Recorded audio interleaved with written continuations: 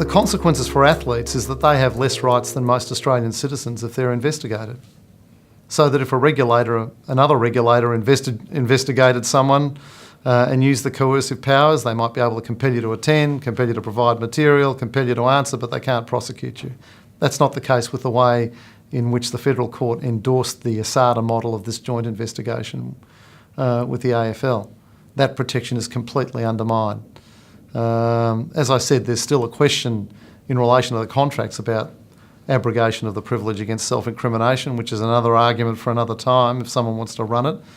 But you have the worst of all worlds if you're an athlete. You're just on an assembly line and you're disposable.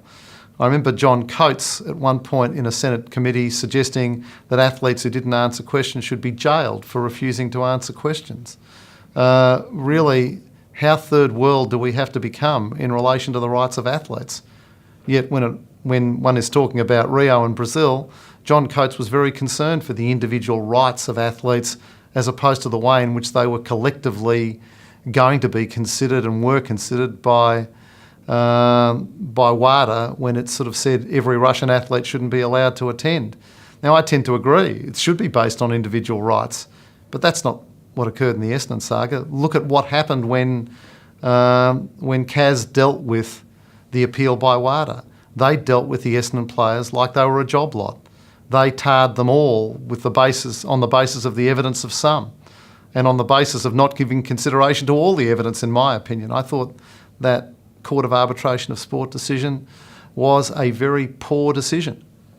But that's the world you live in, where there's always another athlete around the corner, so why should they have any rights?